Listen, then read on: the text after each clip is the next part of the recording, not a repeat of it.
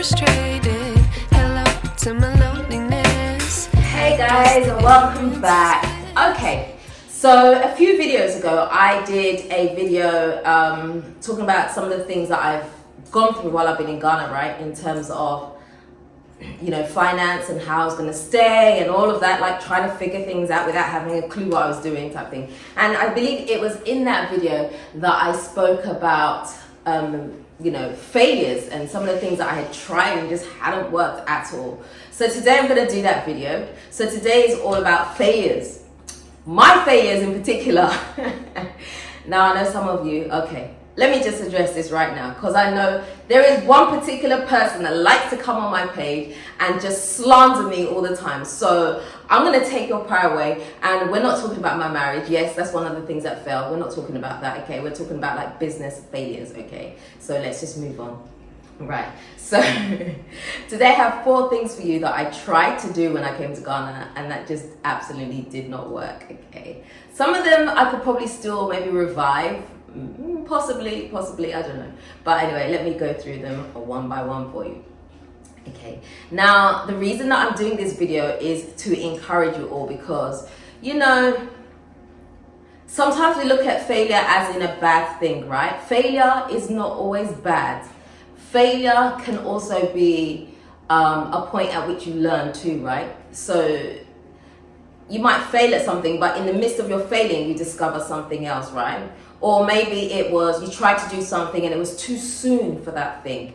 And maybe later on it would work. Your timing was just perhaps off, right? So there are things that you can learn through failures. So I thought I'd obviously use myself as an example. I mean, I'm not perfect. Please do not ever think that I am not perfect, and I don't think for a second that I'm perfect. I don't think for a second that I have it all figured out, because I definitely do not. So if you're here for that, please don't let me disappoint you, because I definitely will, okay? Right, so let's just get straight into it. So the first thing that I failed at, right, I didn't mention it, I think. I tried to do a sweet shop video. I tried to do a sweet shop. Right, so the idea behind it was that when I came to Ghana, you know, I did like sweets. I mean, I didn't realize that I liked sweets until I came here and I couldn't get sweets. I couldn't get what I wanted, and then I was like, oh my gosh, this is terrible. Like, what am I gonna do? I was having the shakes, the jitters, whatever, you know, all of that. So I thought, why don't I just bring some sweets? So I was actually shipping stuff back and forth from the UK anyway, just, you know, comfort things that you need. So I'd get someone to box it up for me and bring it and ship it over for me. And so in the midst of doing that, I was like, hold on a minute. Why don't all these like sweets and stuff that I want for the children and just for the, to have in the house, you know, just little things that you pick out, why don't I just sell them? Because I can't be the only person that wants these things, right? And at that time, that was very early. That was probably back in 2015, 2016 when I first came. I came in 2014, so maybe 2015, early 2016, something like that. And so it was very, very early.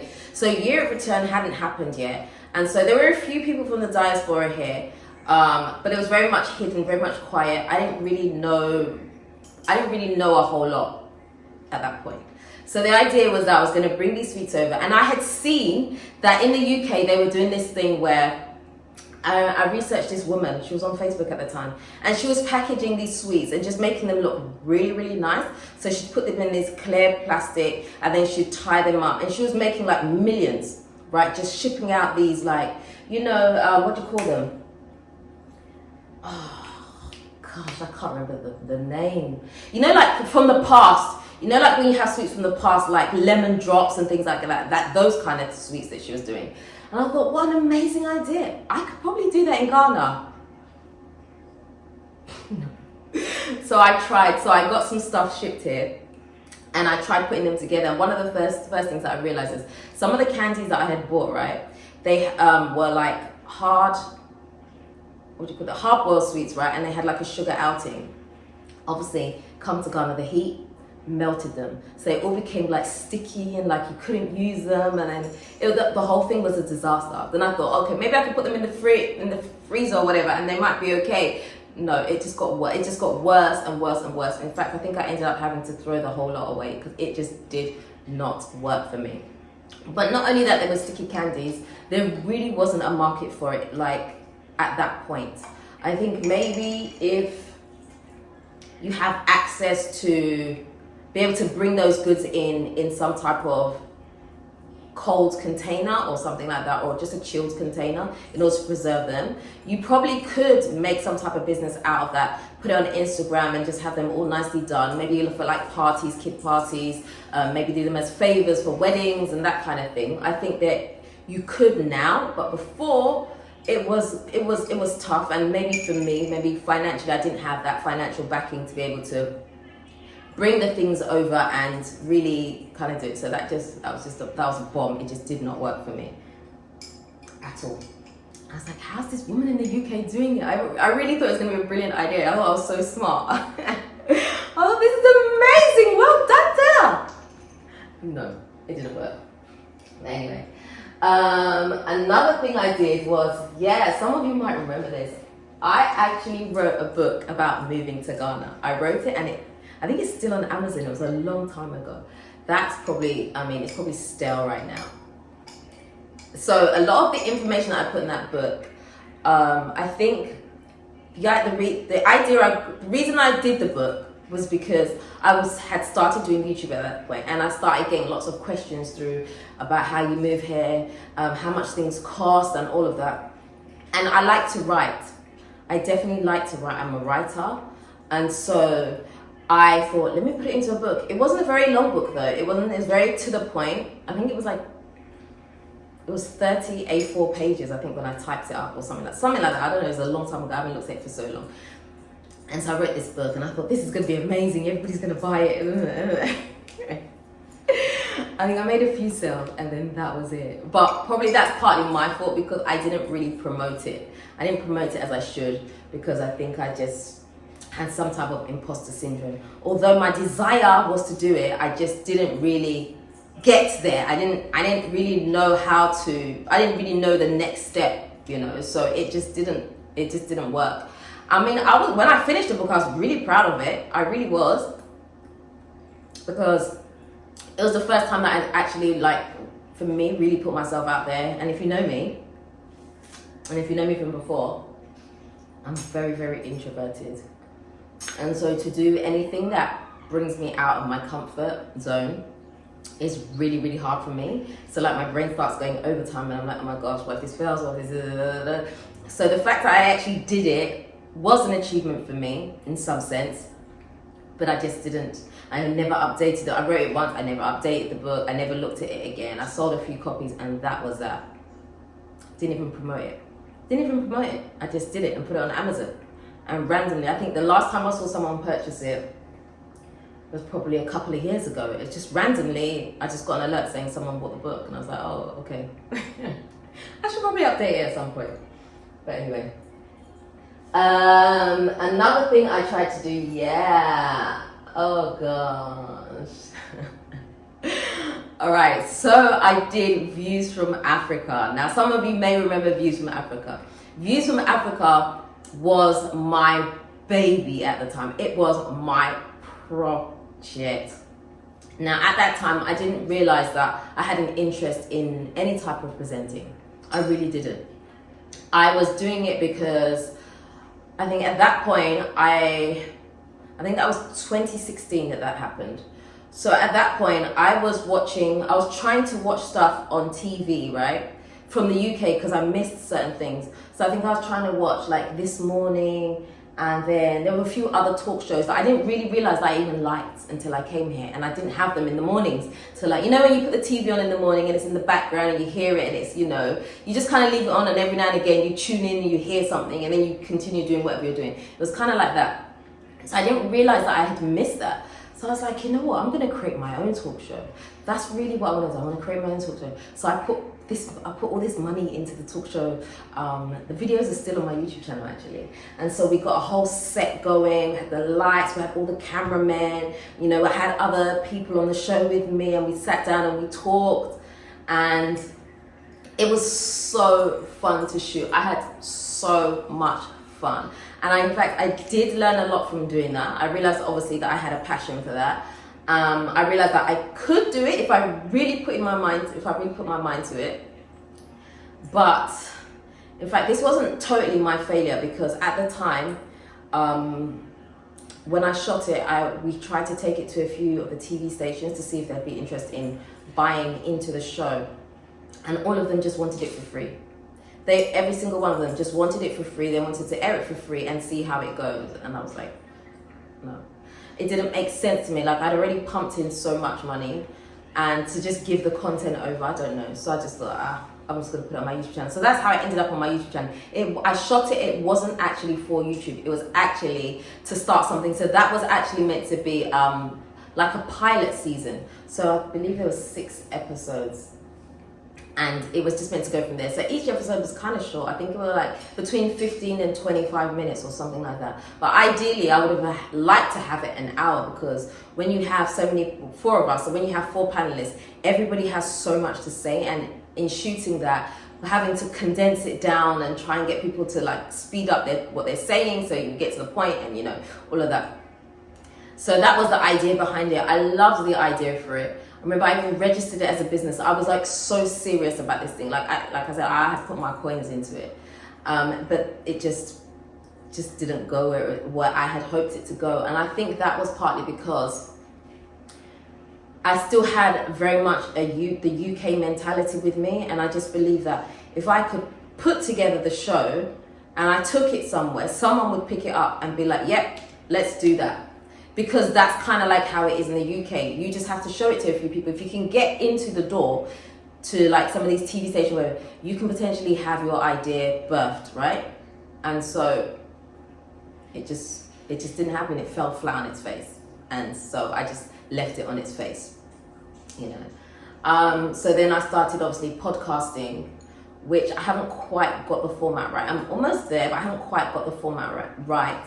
And maybe I'm going back to podcasting, but it's not really what I want to do. It wasn't really podcasting, but I feel like podcasting really wasn't a thing back then. It was more that I wanted to do like a talk show. That's what it was. It was a talk show. But now people are moving more into podcasting, so you just listen as you're doing other things rather than visually having to watch. So I think the world has just changed a little bit there. Yeah. So another thing that I did now, so when I started my blog, so I have a hair blog. When I started that blog, I was so into it. I was hugely passionate about natural hair. In fact, I still am. I love natural hair and I love learning about it. Now, one of the things I wanted to do was I really wanted my blog to be successful. So I started adding things to it. So it wasn't for me, it was no longer about just having written articles. It was meant to be like a whole community. It was meant to be like this whole thing because I was so into it. I was so passionate about it. And so I wrote this book.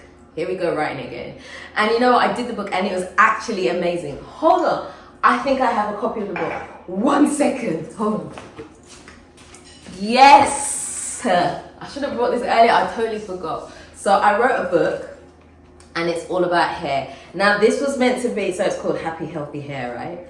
And I did it. I put it on Amazon to be sold and I just never really pushed it. I never did. Don't ask me why.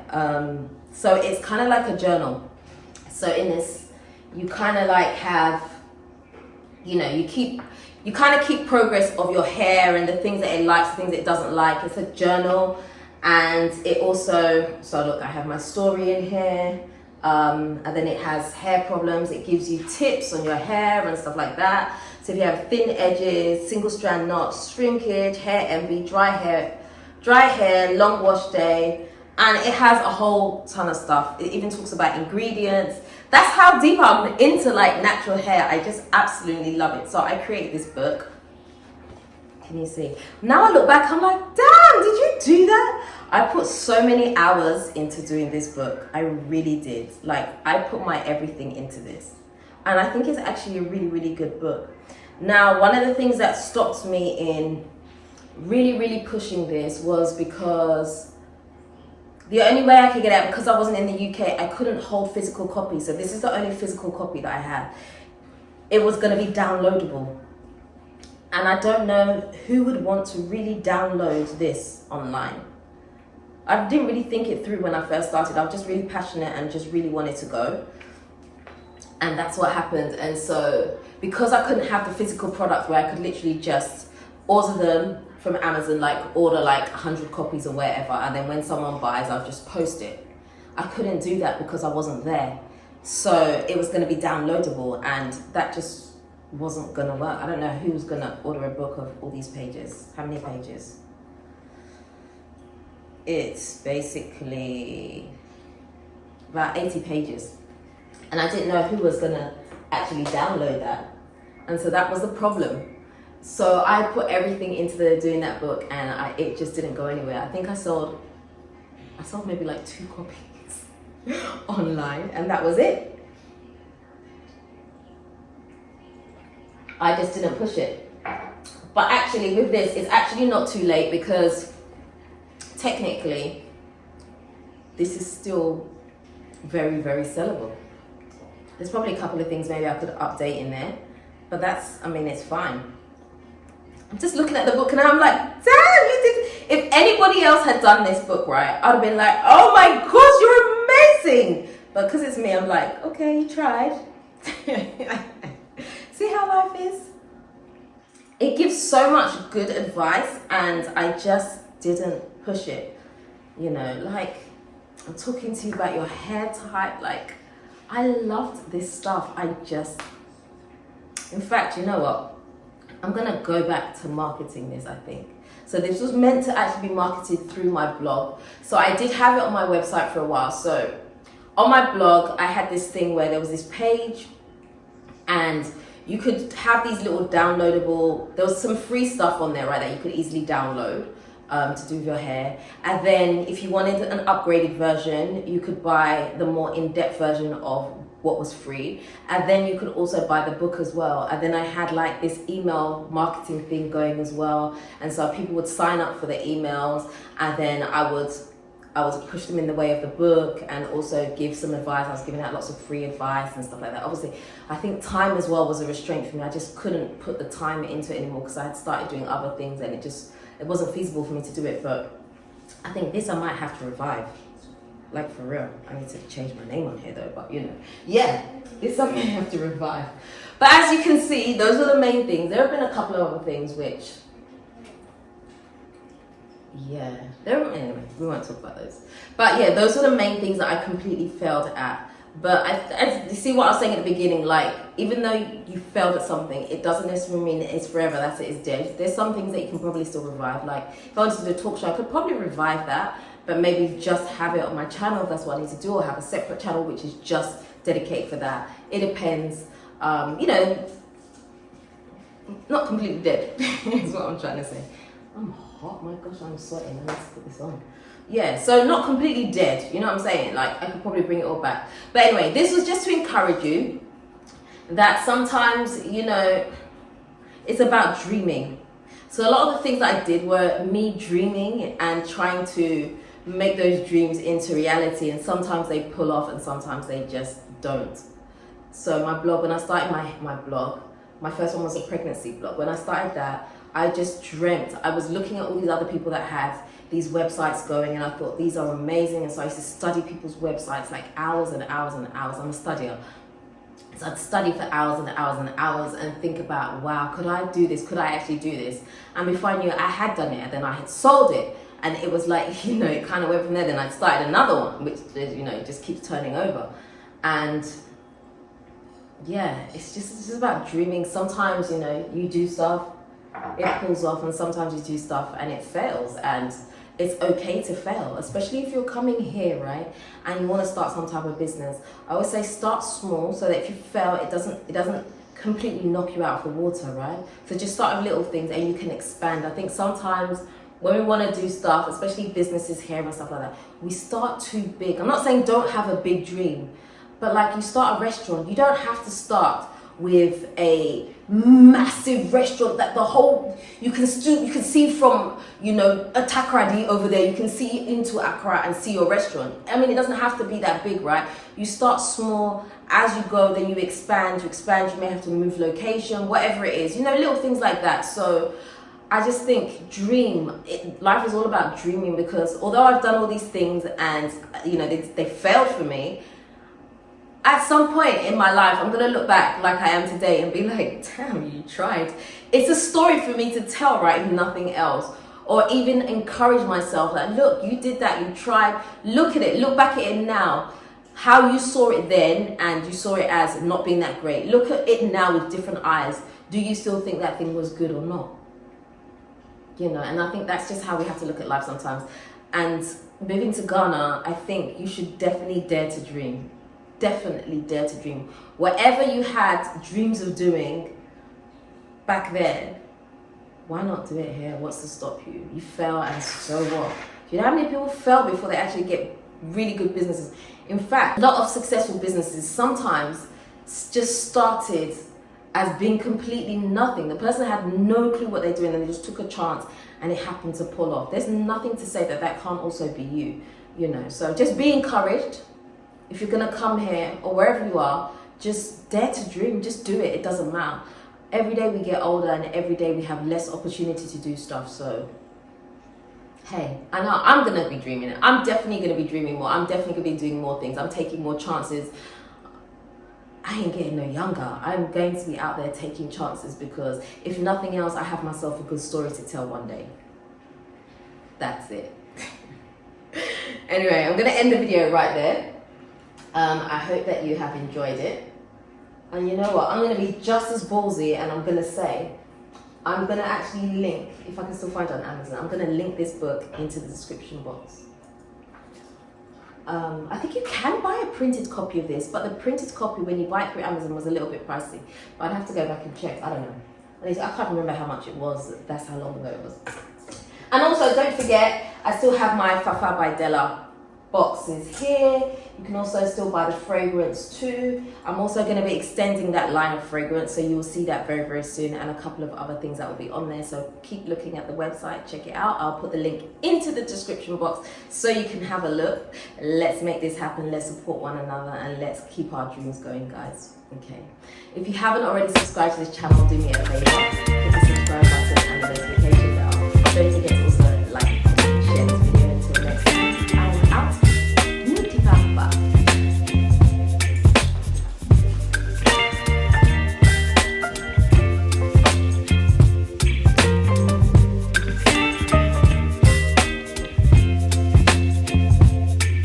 Baby, you give me ice and fire. You're giving me wind and rain. You're some kind of